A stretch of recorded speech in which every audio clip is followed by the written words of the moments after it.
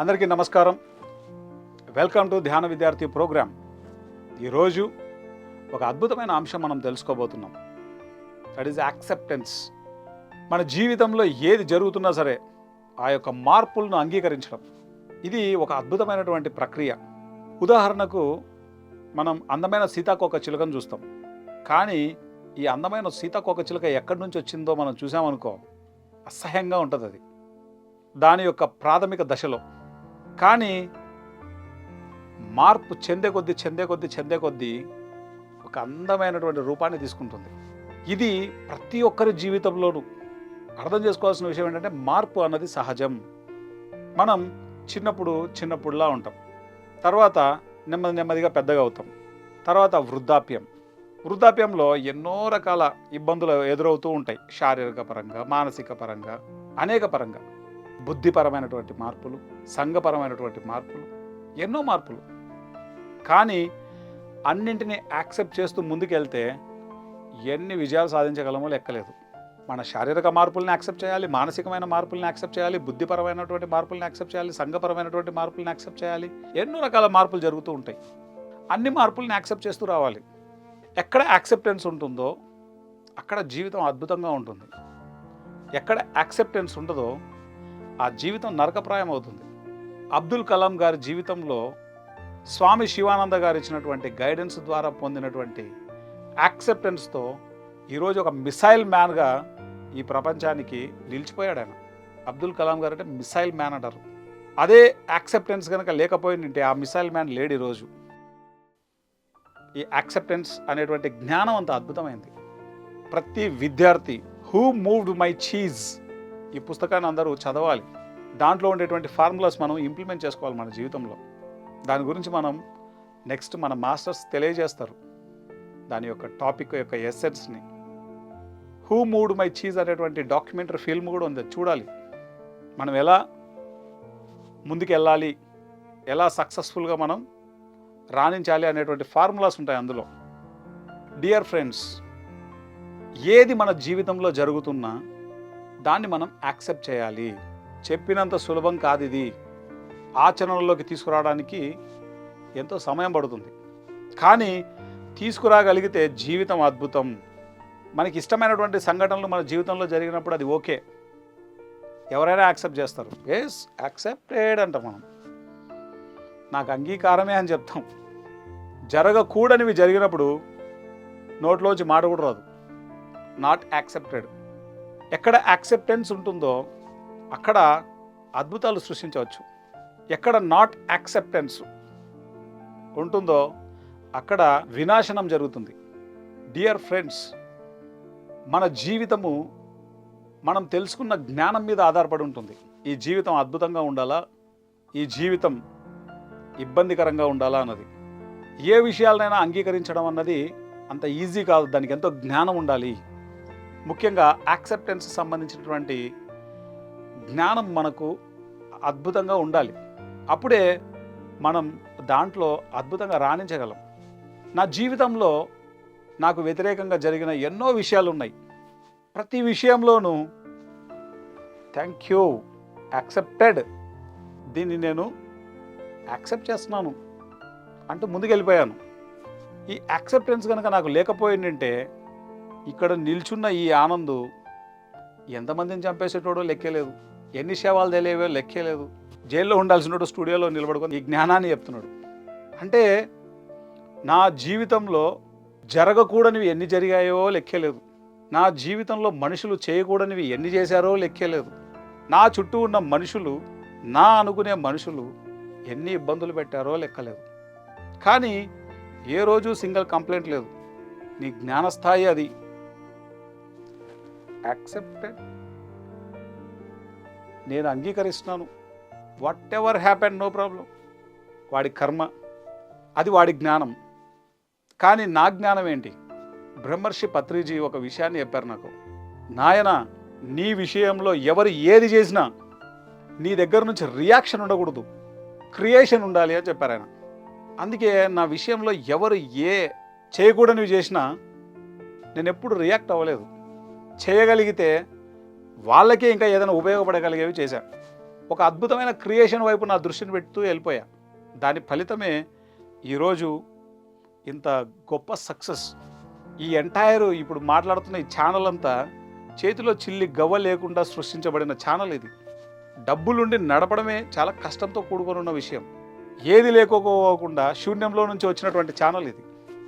ఈ స్థితికి ఈ ఛానల్ రావడానికి 7వ సంవత్సరంలో మనం దిగ్విజయంగా ముందుకెళ్తున్నాం. నాకు ఇష్టం లేని విషయాలను ఎన్నింటినీ యాక్సెప్ట్ చేసి ఉంటాను.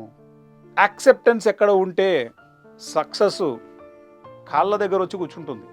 మనం ఒకటి చేయడం మొదలుపెట్టిన తర్వాత ఎన్నో భరించాల్సి వస్తుంది, ఎన్నో యాక్సెప్ట్ చేయాల్సి ఉంటుంది. కానీ బలవంతంగా దేన్ని యాక్సెప్ట్ చేయకూడదు, హృదయపూర్వకంగా యాక్సెప్ట్ చేయాలి. అది ఎంత నష్టమైనా, ఎంత బాధ అయినా, ఎంత నొప్పి అయినా, ఎంత క్షోభ అయినా మనం ఎప్పుడైతే యాక్సెప్ట్ చేస్తామో పూర్తిగా, ఆ క్షణమే దాని రూపం మార్చుకుంటుంది. అది ఎప్పుడైతే మనం ఒక విషయాన్ని యాక్సెప్ట్ చేస్తామో మనకి ఇబ్బంది పెట్టేది, మన బలహీనతే మన బలంగా తయారైపోతుంది.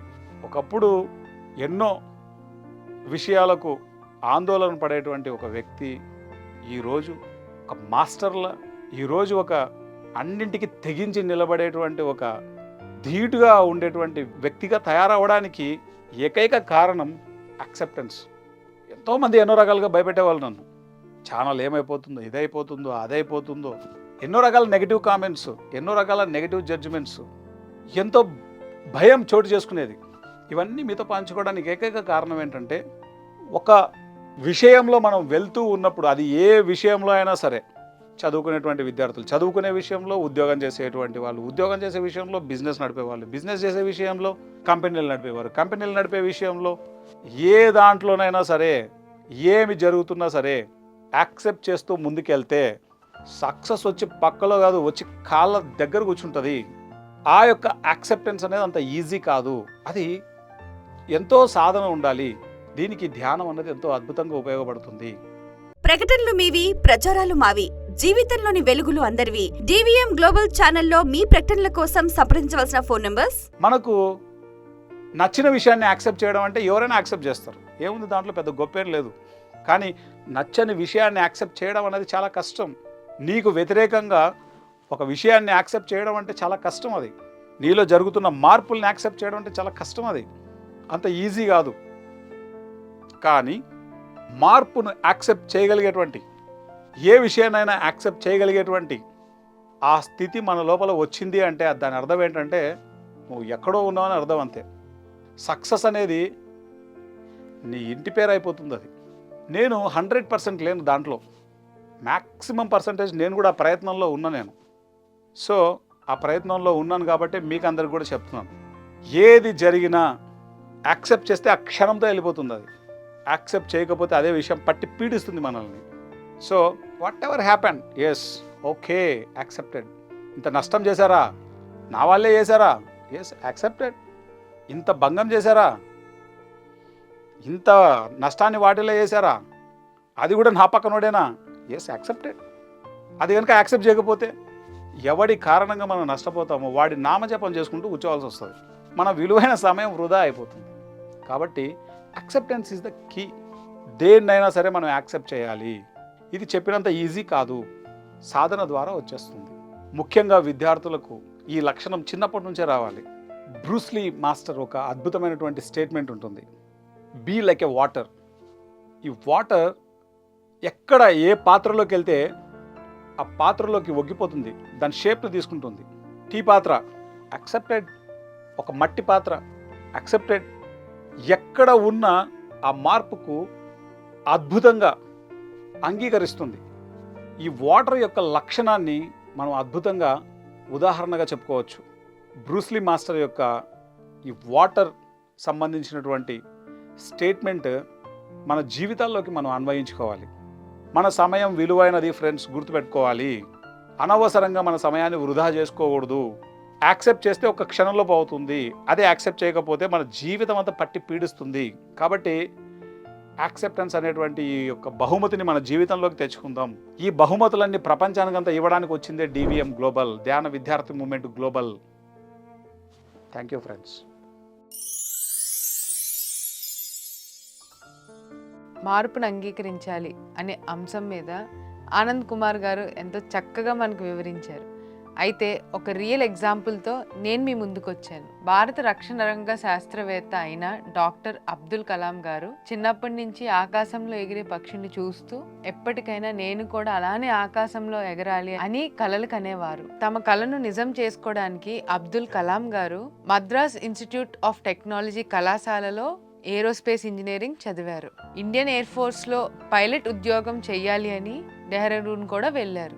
అయితే పైలట్ పరీక్షలకు ఆయన సరిపోకపోవడంతో ఆయన్ని సెలక్షన్ లో నిరాకరించారు. తీవ్రంగా నిరాశకు గురైన అబ్దుల్ కలాం గారు తిరిగి ఇంటికి వెళ్ళలేక అక్కడే హిమాలయాల చుట్టూరు తిరుగుతూ ఉండేవారు.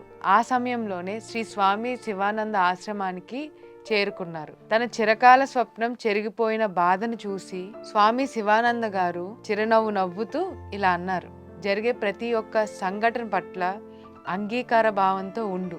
ఇప్పుడు ఇది ఇలా జరిగింది అంటే నీ గమ్యం ఇప్పుడు పైలట్ కావడం మాత్రమే కాదేమో, ఇంతకంటే ఇంకా గొప్ప అవకాశం నీ కోసం ఉందేమో, గగనతలంలో మరింత ఉన్నతంగా ఎదగడానికి ఎదురు చూస్తుందేమో.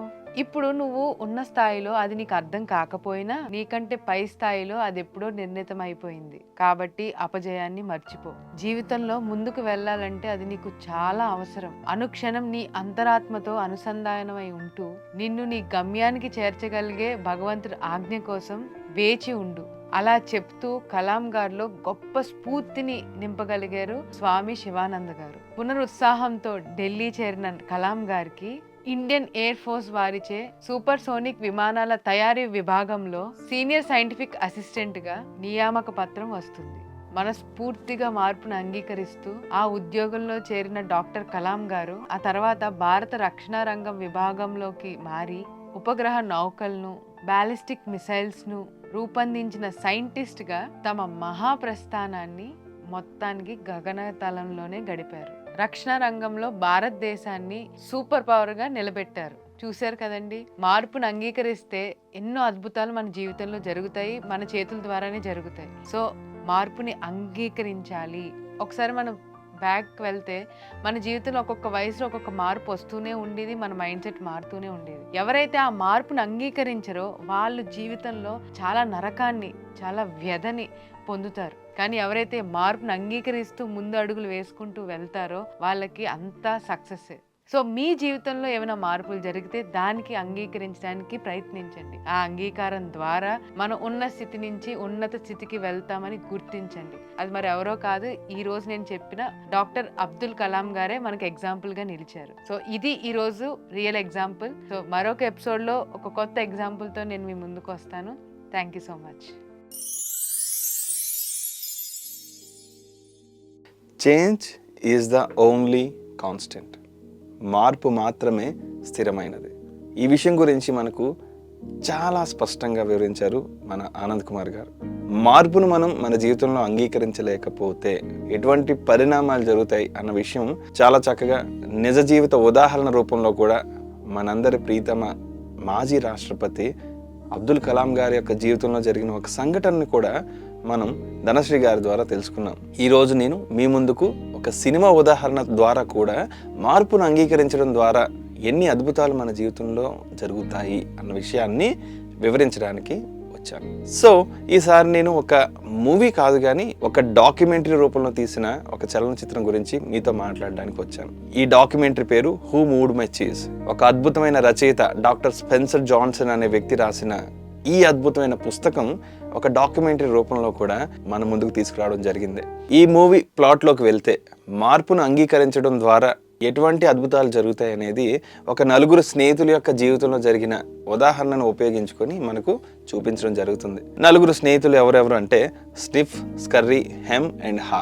ఈ నలుగురి యొక్క జీవితాల్లో ఏం జరిగింది, వారు మార్పుని అంగీకరించడం వలన ఎటువంటి మార్పులు జరిగాయి, మార్పుని అంగీకరించలేకపోవడం వల్ల వారిలో కొంతమందికి ఎటువంటి అనర్థాలు జరిగాయి అన్న విషయాన్ని మనం ఈరోజు తెలుసుకుందాం. ప్రకటనలు మీవి, ప్రచారాలు మావి. జీవితంలోని వెలుగులు అందరివి. DVM గ్లోబల్ ఛానల్లో మీ ప్రకటనల కోసం సంప్రదించవలసిన phone numbers. So sniff and scurry, hem and haw ఆనందంగా జీవిస్తూ ఉండేవాళ్ళు. ఎక్కడికి వెళ్ళినా సరే నలుగురు కలిసి ఆనందంగా ఆ పనులు చేసుకుని వచ్చేవారు. ఒకనొక రోజు ఒక చిట్టడవిలో నలుగురు కలిసి ప్రయాణిస్తున్న సమయంలో అద్భుతంగా అపారమైన చీజ్ నిలువలు వారికి కనిపించాయి. ఆ చీజ్ నిలువలు చూసి వారు ఎంత ఆనందపడ్డారంటే మన జన్మంతా తిన్నా సరే ఆనందంగా హ్యాపీగా తింటూ ఇక్కడే మనం ఆనందంగా బ్రతకొచ్చు అని వాళ్ళు నలుగురు కూడా నిశ్చయించుకొని చాలా ఆనందంగా ఇంటికి వెళ్ళి ప్రతిరోజు కూడా ఆ చీజ్ నిలువల దగ్గరికి వెళ్ళి ఆ చీజ్ తింటూ ఉండేవారు అనమాట. ఈ చీజ్ తింటూ ఉన్న క్రమంలో అందరికీ తెలిసిన విషయమే కదా, కూర్చొని తింటే కొండైనా కరిగిపోతుంది. అందులోనూ ఇది తిండి బండారం. చీజ్ చుట్టూ కూడా బూజు పడుతూ రావడం మొదలైంది. ఈ విషయం గమనిస్తున్న స్నిఫ్ అండ్ స్కర్రీ ఒక ఆలోచన పక్కకి పెట్టుకున్నారు. ఒకవేళ ఈ చీజ్ యొక్క నిలువలు అయిపోతే తర్వాత కూడా మన ప్రయాణం సాగించాలి, ఇంకొంచెం ముందుకు వెళ్ళి ఇటువంటి చీజ్ నిలువలే ఇంకా ఉన్నాయేమో మనం వెతకాలి అని ఆలోచనలోకి మొదలు పెడతారు. ఈ ఆలోచన వారికి ఉంటుండగానే హెమ్ అండ్ హా మాత్రం అసలు ప్రతిరోజు ఇక్కడ వరకు వచ్చి ఇక్కడ నుంచి తిని మరలా ఇంటికి వెళ్ళి ఇంత కష్టపడడం ఎందుకు, మనం ఇక్కడికే వచ్చి ఇల్లు కట్టుకొని ఆనందంగా బ్రతికితే సరిపోతుంది కదా అని హెమ్ అండ్ హా ఇద్దరు ఇక్కడికి వచ్చి ఈ చీజ్ నిలువల దగ్గరే హ్యాపీగా ఇల్లు కట్టుకొని నివసించడం మొదలు పెడతారు. కానీ స్నిఫ్ అండ్ స్కర్రీ మాత్రం అక్కడికి వచ్చి ప్రతిరోజు ఈ యొక్క చీజ్ నిలువల్లో ఉన్న కొంత భాగాన్ని తిని మరిన్ని చీజ్ నిలువలు ఎక్కడున్నాయని వెతికే ప్రయత్నానికి ముందుకు వెళ్తూ ఉండేవారు. అలా కొన్ని రోజులు గడవడం సాగింది. ఒకానొక రోజు సడన్ గా అక్కడున్న చీజ్ అంతా కూడా మాయమైపోతుంది. ఆ నలుగురు కూడా ఏ విధంగా ఈ చీజ్ మాయమైపోయింది అని ఆశ్చర్యానికి గురైపోతారు.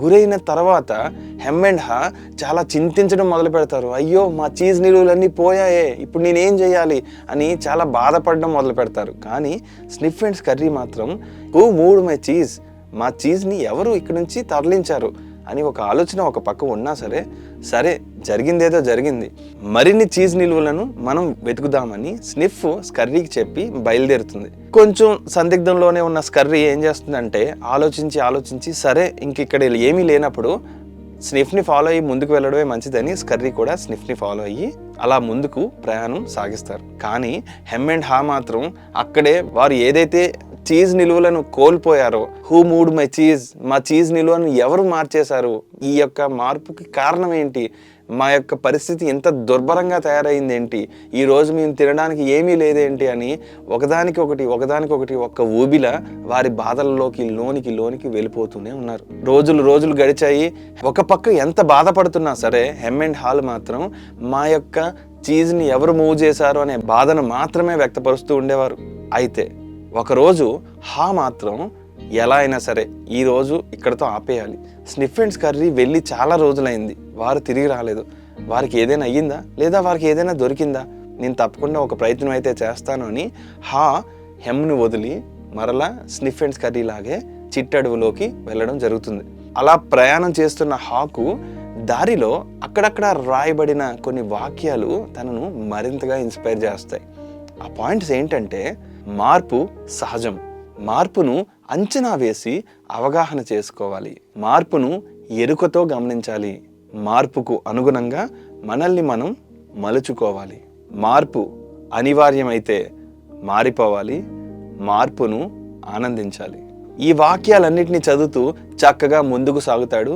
అలా కొంత దూరం వెళ్ళేసరికి మన స్నిఫ్ అండ్ స్కర్రీ అప్పటికే ఒక కొత్త చీజ్ నిల్వలను కనుక్కోవడం, ఆ చీజ్ నిల్వలు మరింత భాండాగారంలా మరిన్ని ఎక్కువ ఉండడం చూసి ఆశ్చర్యపోతాడు.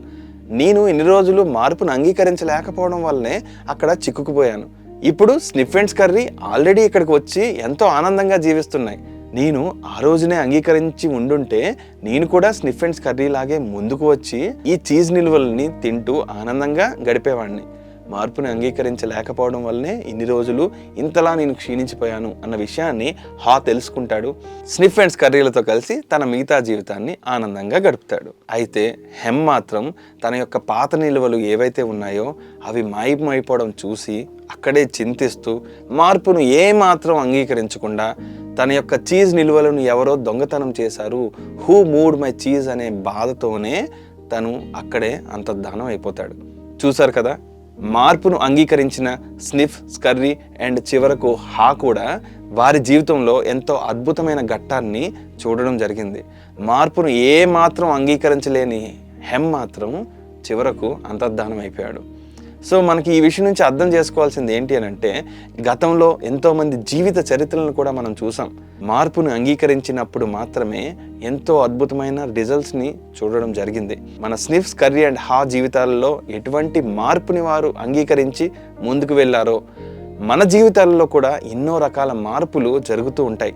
ఆ మార్పులను ఆ క్షణమే మనం అంగీకరించి పాజిటివ్ దృక్పథంతో మనం ముందుకు అడుగులు వేసినప్పుడు మన జీవితంలో జరిగే ప్రతి సంఘటనకి కూడా ఒక కారణం ఉంటుంది అన్న ఆలోచన మన మదిలో మెదులుతుంది. సో ఈ విధంగా మన జీవితంలో జరిగే ప్రతి సంఘటనకు కూడా ఒక కారణం ఉంటుంది. ఇది ఇలాగే జరగాలి, అది జరగకూడదు, ఈ మార్పును నేను అంగీకరించలేను అని ఒక దగ్గర నిశ్చయించుకొని కూర్చోవడం కాకుండా, జరిగే ప్రతి మార్పుని అంగీకరించి మనకు వచ్చే ప్రతి అవకాశాన్ని మనం చేజిక్కించుకొని ఆనందమైన జీవితాన్ని మనం గడపాలి. అదేవిధంగా విజయాన్ని సాధించాలి. మార్పును అంగీకరించినప్పుడు మాత్రమే మనం మరింత అద్భుతంగా తయారవుతాం. మై డియర్ ఫ్రెండ్స్, మీరు కూడా మీ జీవితంలో కలిగే మార్పులను ఆ క్షణమే తక్షణమే అంగీకరిస్తున్నారని భావిస్తున్నాను. మీరు ఏవైతే మార్పులను మీ జీవితంలో అంగీకరించలేకపోతున్నారో వాటన్నిటినీ ఒక పేపర్ మీద రాసుకొని దానికి పరిష్కారంగా ఎటువంటి మార్పును ఏ విధంగా నేను అంగీకరించాలి, అలా అంగీకరించడానికి నా జీవితంలో నేను ఎటువంటి మార్పులను స్వయంగా తీసుకురావాలి అన్న ఆలోచనని మీకు మీరుగానే తయారు చేసుకోవాలి. ఆ తయారు చేసుకొని ఆ క్రమంలో ప్రయాణం చేయండి. విజయం మీదవుతుంది. అత్యంత అద్భుతమైన ఆనందమైన జీవితం మీ సొంతమవుతుంది. సో మార్పును అంగీకరించిన వారి యొక్క జీవితాలు ఎలా ఉన్నాయి, అంగీకరించలేని వారి జీవితాలు ఎలా ఉన్నాయి అనేది మనం తెలుసుకున్నాం. మీ జీవితంలో కూడా మరింత ఆనందాన్ని పొందుతారని మేము భావిస్తున్నాం. ఇది ఈరోజు కాన్సెప్ట్ మై డియర్ ఫ్రెండ్స్, మార్పుని అంగీకరించాలి. మరొక అద్భుతమైన కాన్సెప్ట్తో నేను మీ ముందుకు వస్తాను.